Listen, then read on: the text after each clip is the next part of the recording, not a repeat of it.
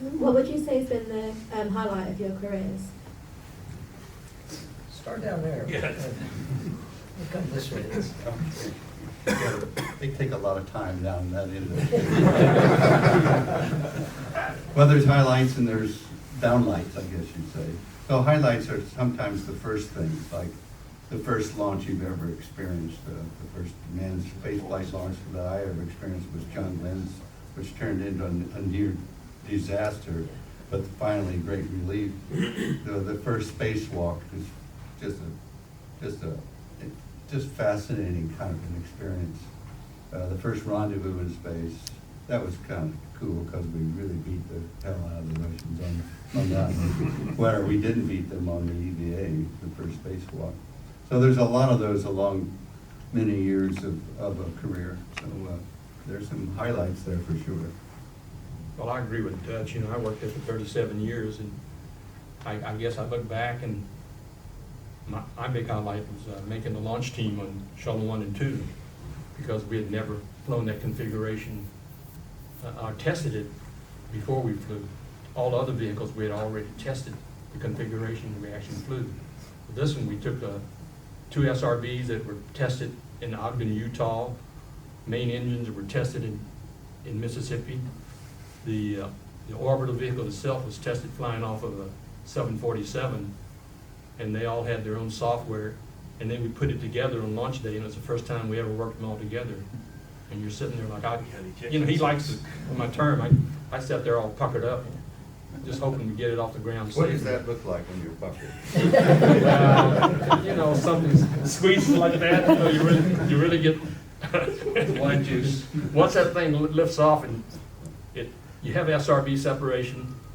The big and then- boosters on and the the big side. boosters off the side, you know, first 2 flights, and then you do the external tank itself with separation. Once we're in orbit, you open payload bay door, you get acceleration, said, boy, we got it in there safe.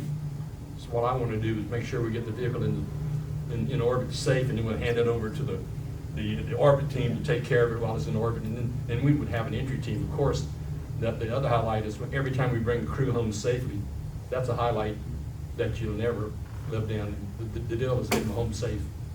I think Bill's last point there is a good one. We never were comfortable till we got the guys back.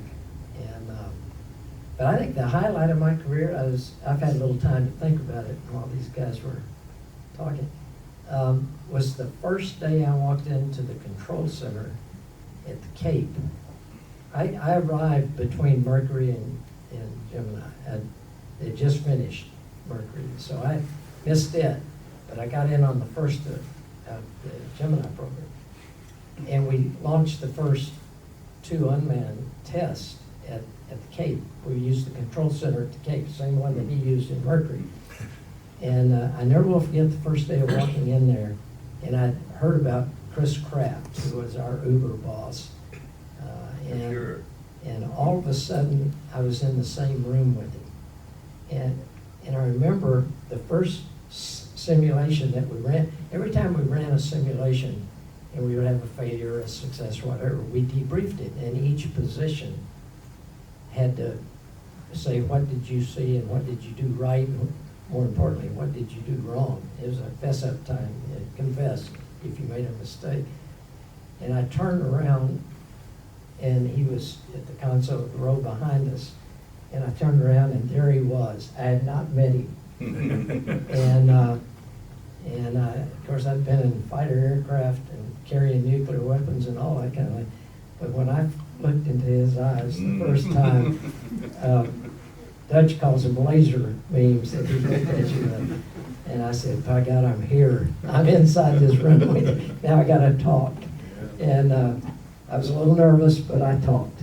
And that was a highlight for me. And it started this 9-year or 8-year control center presence in flight ops that was a real delight. And we had our ups and downs, we had our failures and our disappointments, but getting to the moon and back in the decade of the 60s was a good feeling. Oh man, I tell you, the highlight of my career was being a flight controller for all of Apollo ASTP, Skylab, all of it. That was the highlight of my career. To become an econ flight controller, got nothing to say. There've been some lowlights, but highlights only. You know, I want to add to that, you know, the other career highlight was when you guys have seen the big room, we call it the big room or MOCR, where all the control center. And that was a highlight for me, was when the flight director actually called you econ. Yeah. You made, Talking you to know, you. talking to me, as an Yeah, you econ, talking to out me. in the front room. And you go, what? I'm an econ. Finally realized that you made the front room because you worked all this time to get there. But I'm sure the same thing when people called you flight and they answered you Yeah. flight, and Yeah. you know, this is econ Yeah. or something like that. Yeah. That made me feel good. Let me just add one thing to the word talk. Let me qualify the word talk. You would not talk unless you had something to say. There was no babbling, there was no great conversation. And so you would talk before the missions, and you would talk when you needed to talk, when necessary to talk, when responding to somebody. But so that started inside your psyche. That means, well, you don't talk just for the sake of talking. Oh, we had people that did that. Yeah, and what happens Thanks, David Reed. is that does not translate too well at home. I remember many times that the wife and I would have a conversation, and I would wait for the appropriate time to talk. But maybe You don't not talk if I too much. So it changes your life in a way, this flight operations thing.